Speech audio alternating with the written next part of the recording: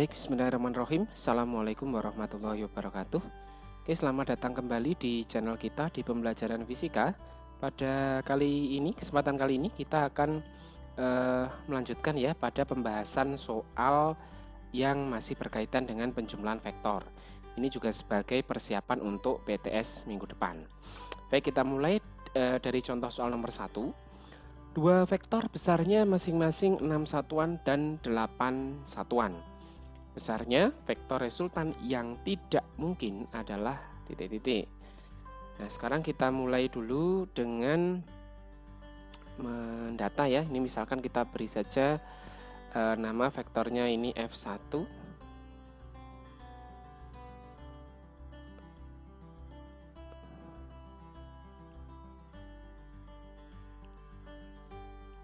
Oke, kita beri nama ini vektornya F1. Lalu yang ini kita beri nama vektornya F2. Ingat, penulisan vektor diberi tanda anak panah. Nah, sekarang untuk menentukan apakah nilai-nilai ini masih mungkin atau tidak mungkin, kita perlu mencari dulu resultan maksimum dari kedua vektor dan resultan minimum dari kedua vektor. Kita mulai dulu cari dari resultan maksimum. Nah, resultan maksimum ini bisa diperoleh jika arah dari vektor F1 dan F2 ini searah ya. Jadi misalkan kalau kita gambarkan, ini vektor F1 arahnya ke kanan, lalu yang ini vektor F2 arahnya juga ke kanan. Nah, dengan demikian hasilnya dia akan maksimum. Nah, maka resultannya atau sigma F-nya, sigma F di sini, ini akan sama dengan F1 ditambah dengan F2. Nah, dengan demikian resultannya adalah 6 ditambah dengan 8, maka hasilnya adalah 14 Newton. Nah, jadi 14 Newton ini masih mungkin ya. Nah, maka jawaban ini tidak masuk kriteria. Lalu berikutnya untuk resultan minimum.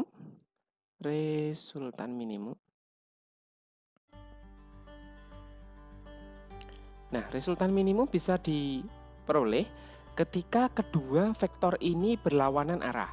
Jadi misalkan F1-nya saya balik. F1-nya dia sekarang berarah ke kiri. Nah, maka di sini tandanya adalah negatif. Min F1. Nah, kemudian F2-nya arahnya tetap ke kanan. Nah, ini adalah F2. Nah, karena satu ke kanan dan satu ke kiri, maka resultannya sigma F-nya menjadi yang ke kanan bertanda positif F2, lalu yang bertanda negatif dikurangi dengan F1. Nah, dengan demikian ini hasilnya 8 dikurangi dengan 6, maka resultan minimum dari kedua vektor ini adalah 2 Newton. Ini arahnya tetap ke kanan ya.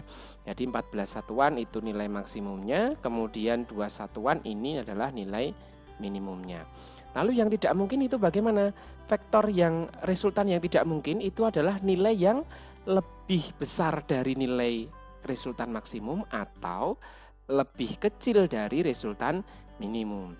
Nah, untuk nilai 10 satuan ini dia masih terletak antara maksimum dan minimum. Jadi untuk 10 satuan dan 2 satuan dan 9 satuan ini masih terletak di antara rentang minimum sampai dengan maksimum. Maka nilai ini masih mungkin bisa diperoleh jika kedua vektor ini membentuk sudut ya, yang biasanya nanti kita selesaikan dengan aturan kosinus. Berarti untuk opsi soal nomor 1 ini yang tidak mungkin itu adalah yang E. Kenapa? Karena nilai yang E ini lebih kecil dari resultan minimum. Ya, jadi untuk untuk opsi E ini tidak mungkin karena nilainya lebih kecil dari resultan minimum. Baik, sekarang kita lanjutkan ke contoh soal nomor 2. Dua buah vektor gaya yang besarnya sama yakni 40 Newton, memiliki sudut apit 60 derajat. Tentukan hasil penjumlahan dan selisih vektor tersebut adalah titik-titik. Nah, sekarang di soal nomor 2 ini kita perlu menggambarkan dulu kedua vektor ya.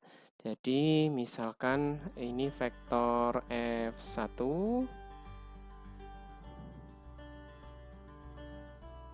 Oke, ini vektor F1.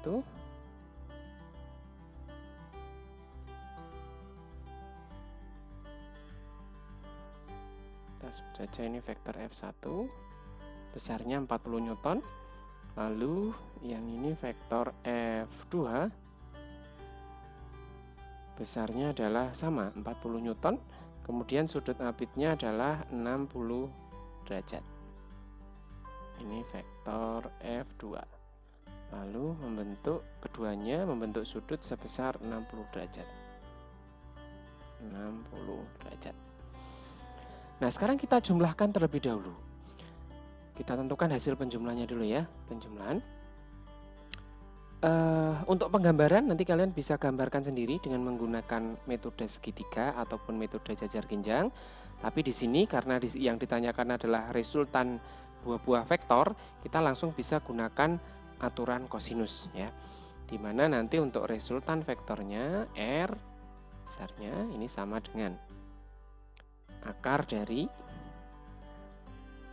F1 kuadrat ditambah dengan F2 kuadrat ditambah dengan 2 kali F1 kali F2 kosinus theta, di mana kosinus tetanya adalah theta di sini besarnya 60 derajat.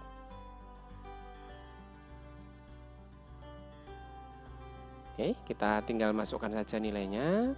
Untuk F1 ini nilainya tadi 40 ya, 40 kuadrat ditambah dengan F2-nya juga sama, 40 kuadrat ditambah 2 kali F1-nya adalah 40, lalu F2-nya juga 40, lalu kosinus 60 derajat. Cos 60 derajat kalian bisa cek di tabel ya, termasuk sudut istimewa, nilainya adalah sebesar setengah.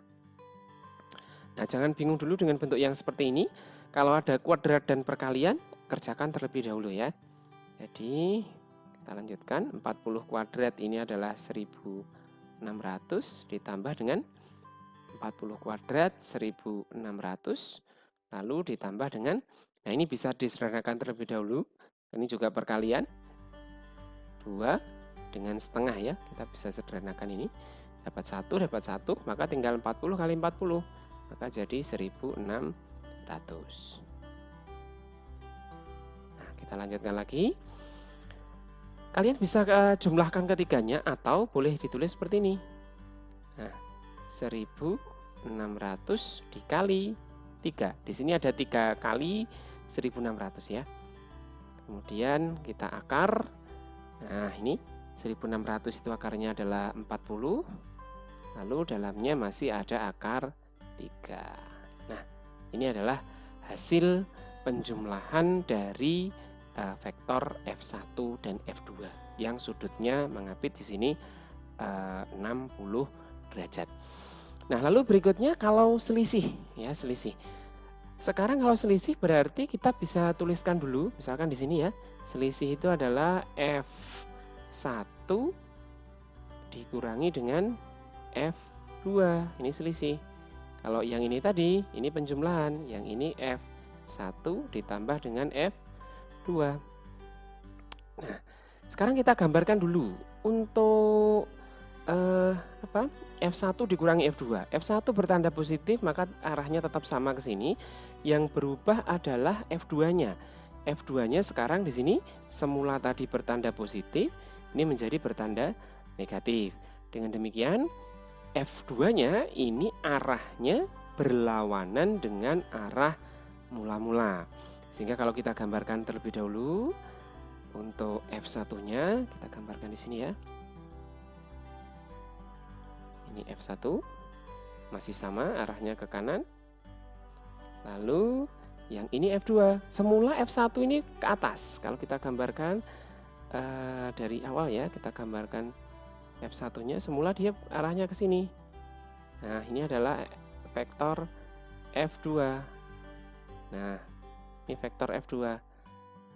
Lalu kalau negatif bagaimana? Negatif arahnya berlawanan dengan arah mula-mula. Dengan demikian di sini arahnya menjadi ke bawah. Nah, arahnya menjadi ke bawah seperti ini. Nah, ini adalah vektor F min F2. Negatif F2. Tadi di sini sudutnya ini panjangnya atau besarnya, maaf ya, besar sudutnya tadi sebesar 60 derajat ya, yang di sebelah sini 60 derajat. Nah, karena di sini berupa garis lurus, maka sudut yang dibentuk antara F1 dan min F2 sekarang di sini sudutnya adalah 120 derajat. Asalnya dari 180 dikurangi dengan 60. Nah, kalau sudah ketemu seperti ini, kita langsung bisa gunakan aturan kosinus ya, seperti ini. Kita bisa gunakan aturan kosinus. Kita tuliskan di sini saja. Maka R-nya ini menjadi akar dari F1 kuadrat ditambah dengan F2 kuadrat ditambah dengan F1 kali F2. Nah, sekarang hati-hati, sudutnya bukan 60 derajat lagi, tapi sudutnya adalah 120 derajat. Karena di sini resultannya adalah antara F1 dan min F2 atau F1 dikurangi F2. Nah, di sini sudut antara F1 dan min F2 adalah 120 derajat. Maka tadi belum ada angka 2-nya ya, kita kalikan aja, taruh di belakang sini. Kemudian dikalikan dengan cos 120 derajat. Oke. Nah, seperti ini. Kita lanjutkan. F1 besarnya tadi 40 dikuadratkan. Kita langsung saja ya. Ini akar dari 1600 ditambah dengan F2-nya sama ya tadi. F2-nya negatif 40 Newton. Karena dikuadratkan, negatif dikuadratkan, maka hasilnya adalah positif. Maka ini juga 1600. Nah, sekarang tadi 2-nya boleh dituliskan terlebih dahulu. 2 kali. Nah, besarnya F1 tadi, besarnya F1 itu adalah 40. Nah, lalu karena di sini dibalik itu ya, nilainya panjangnya kan tetap sama besarnya. Nah, jadi panjangnya negatifnya jangan dimasukkan lagi, karena negatifnya tadi sudah digunakan untuk membalik gambar. Nah, dengan demikian di sini F2-nya tetap kita tuliskan 40. Ya, jadi sekali lagi, tanda negatif di sini jangan dimasukkan lagi ke sini. Karena tanda negatif ini sudah digunakan untuk membalik gambar sehingga sudutnya berubah dari 60 menjadi 120. Nah, sekarang untuk cos 120, ingat ada aturan kuadran. Pada aturan kuadran nilai cos di kuadran 2 itu bertanda negatif. Ya, sekali lagi, cos di kuadran 2 bertanda negatif. Cos 120 itu nilainya sama dengan cos 60, namun nilainya negatif, sehingga di sini dikalikan dengan negatif setengah. Nah, seperti ini. Ya. Nah, kalau kita lanjutkan, jangan bingung dengan bentuk seperti ini. Sekali lagi, yang perkalian ataupun kuadrat dikerjakan terlebih dahulu. Oke, sehingga ini tetap kita tuliskan dulu saja 1600 ditambah dengan 1600. Nah, sekarang kita kerjakan perkaliannya terlebih dahulu. Ini bisa kita sederhanakan dengan ini. Ya, ini bisa kita sederhanakan dengan ini. Nah, dengan demikian di sini 40 dikali 40 dikali min 1. Sehingga di sini adalah min 1600. Kita panjangkan akarnya. Nah, 1600 ditambah dengan 1600 dikurangi dengan 1600.